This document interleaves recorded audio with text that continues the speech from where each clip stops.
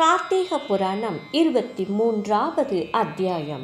சுவாமி விஷ்ணு கணங்கள் தர்மதத்தனிடம் உரைத்த பிரகாரம் அந்தணராகிய விஷ்ணுதாசரும் சோழ மகாராஜரும் விஷ்ணு பதத்தை அடைந்து மகாவிஷ்ணுவின் துவார பாலகர்களாக இருக்க முன் என்ன புண்ணிய கர்மாக்கள் செய்துள்ளார்கள் என்பதை பற்றி எனக்கு தெளிவாக உரைக்க வேண்டும் என்று கேட்க கிருஷ்ண பகவான், பாமா, சொல்கிறேன். அதாவது பூர்வம் கர்த்தமன் என்னும் ஓர் பிராமணன் பிந்து புத்திரியான தேவஹூத்தி என்பவளை மணந்து நல்லறம் நடத்தி வந்தான். இவ்வாறு அத்தம்பதிகள் மிகவும் அந்யோன்ய பாவத்துடன் இல்லறம் நடத்தி வாழ்ந்து வருகையில் கடவுள் அனுகிரகத்தால் 2 ஆண் குழந்தைகள் உண்டானார்கள்.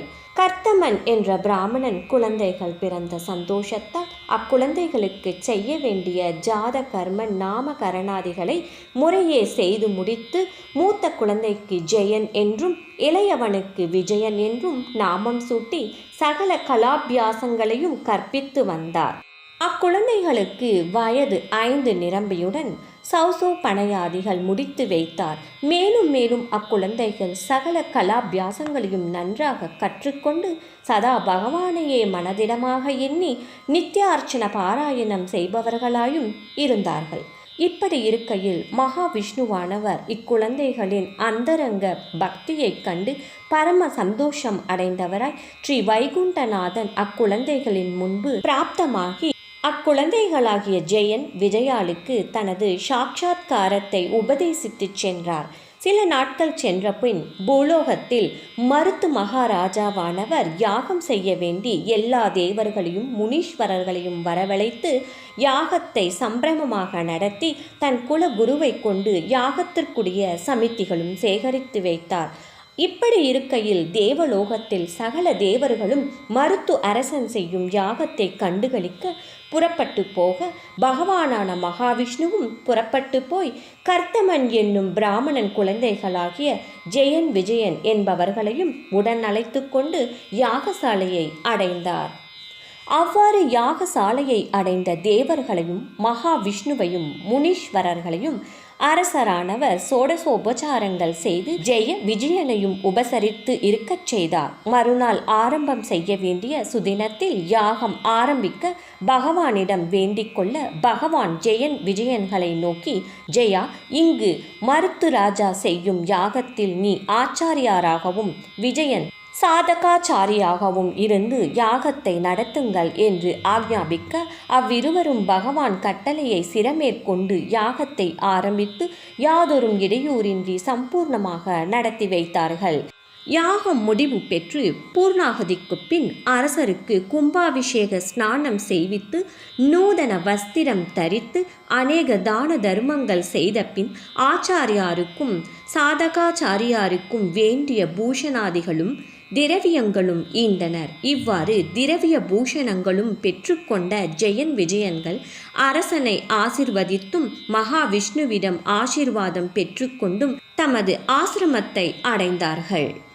ஆசிரமத்தை அடைந்த ஜெயன் விஜயால் தனக்கு கிடைத்திருக்கும் திரவிய பூஷணங்களை பாகம் செய்து கொள்ள வேண்டும் என்று ஜெயன் கூற, விஜயனானவன், அண்ணா, இந்த யாகத்தில் கிடைத்த சகல பூஷண தனங்களும் எனக்கே உரியது, இதில் உனக்கு பங்கு கிடையாது என்று சொல்ல, ஜெயனானவன், தம்பி, நாம் 2 பேரும் இருந்துதானே யாகத்தை நடத்தினது, ஆகையால் இதில் எனக்கும் பாகம் உண்டு, இது நீ மறுக்கக்கூடாது என்று கேட்க, விஜயனானவன், அண்ணா, இந்த பொருளில் உனக்கு ஒரு தூசி அளவு கூட கொடுக்க மாட்டேன் என்று சொல்லவும் ஜெயனுக்கு கோபம் வந்தது. அடே பணப்பிசாசே, எனக்கு சேர வேண்டிய பாதி திரவியத்தை எனக்கு கொடுக்க மறுத்ததினால் நீ முதலையாக போக கடவாய் என்று சபித்தான்.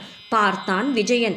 உடனே, அண்ணா, அப்படியாயின் நீயும் ஒரு மத யானையாக மாறி காட்டில் அலைந்து திரியக்கடவாய் என்று பதில் சாபம் கொடுக்கவும் உடனே மகாவிஷ்ணுவானவர் தோன்றி, அடே மந்த புத்தியுள்ளவர்களே, உங்கள் இருவருக்குள் பொறுமை என்பது இல்லாமல் சபித்து கொண்டீர்களே, என்ன புத்திசாலித்தனம் இது என்று வருத்தமுற ஜெயன் விஜயர்கள் மகாவிஷ்ணுவை நோக்கி, சுவாமி, நாம் அறியாதனத்தாலும் அற்ப புத்தியாலும் இவ்வாறு சபித்து கொண்டோம். நாம் கொடுத்து கொண்டுள்ள சாபத்திற்கு எவ்விதம் விமோச்சனம் ஏற்படும்? என்பது நமக்கு தெரிவிக்க வேண்டும் என்று வேண்டிக்கொள்ள மகாவிஷ்ணுவான பகவான், அப்பா, சிறுவர்களாகிய நீங்கள் கொடுத்து கொண்ட சாபமானது பொய்யாக கூடாது. தாங்கள் அடைந்த பொறாமை என்னும் குணமாகிய மதமே சாபத்திற்கு அடிமையாக இருக்கிறது. நீங்கள் சில காலம் வரை இச்சாபத்தை பெற்றுக்கொண்டு என்னை ஆராதித்து வந்தால் நான் தங்களின் சாபத்திற்கு விமோச்சனம் கொடுத்து அருள் புரிகிறேன் என்று சொல்லி அந்தர்த்தியானமானார். சாபமடைந்த விஜயனானவன் கண்டகி நதிக்கரை அடைந்து சாபத்தின்படி முதலையானான். ஜெயனானவன் யானையுருக்கொண்டு காட்டில் அலைந்து திரியலானான். இப்படியே சில நாட்கள், மாதங்கள், வருடங்கள் கழிந்தன.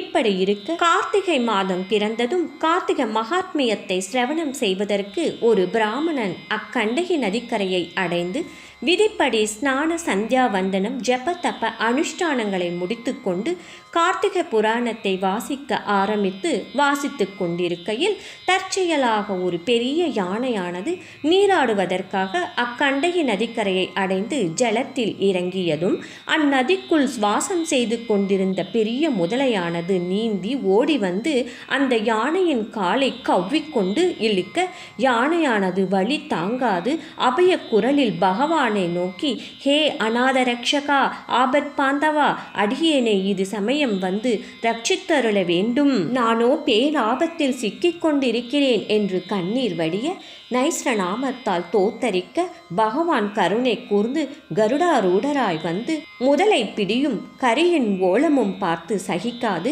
தன் சக்கரத்தால் முதலையை சம்மரித்தார்.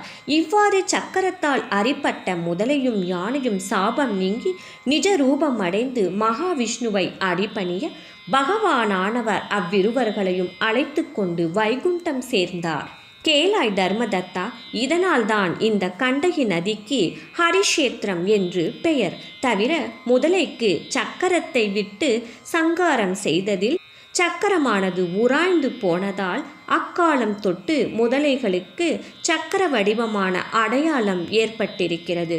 இவ்வளவும் கார்த்திகை புராணத்தின் மகிமையாலும் விஷ்ணு பாராயணத்தின் பட்டணத்தாலும் இவர்களுக்கு விஷ்ணுவின் பாதாரவிந்தம் கிட்டியிருக்கிறது. ஆகையால் நான் என்ற அகங்காரத்தை நீக்கி சமபாவத்துடன் பகவானை தியானம் செய்து கொண்டிருக்க வேண்டும். தவிர ஐப்பசி, தை, சித்திரை இந்த 3 மாதத்தில் பிராத்த ஸ்நானம் செய்தும் ஏகாதசி விரதத்தை நடத்தியும் துளசி வனத்தை பரிபாலித்தும் துஷ்டனை நிகிரகித்தும் விஷ்டானை ஆதரித்தும் வந்தால் இந்த சாயுஜ்ய பதவியை நீயும் அடைவாய். ஆகையால் பகவானுக்கு பிரீத்தி உண்டாகும்படி உன் ஜென்மாவை கார்த்திகை விரதத்தினாலேயே சமர்ப்பித்து நீயும் விஷ்ணு லோகத்தை அடைவீர் என்று உரைத்து விஷ்ணு கணங்கள் கலக்கியுடன் தேவலோகத்தை அடைந்தார்கள். தர்மதத்தனானவன் விஷ்ணு கணங்களின் வாசா பிரகாரம் கடவுள் ஆராதனை, வந்தனை, வழிபாடு தவறாது செய்து வந்து தேகாந்தியத்தில் தன் குடும்ப சகிதம் விஷ்ணு பதவி அடைந்தார்கள் என்று பிருது மகாராஜரிடம் நாரத முனிவரானவர் சொன்ன இச்சரித்திரத்தை பகவானானவர் பாமையிடம் சொல்லி அருளினார். ராதே கிருஷ்ணா.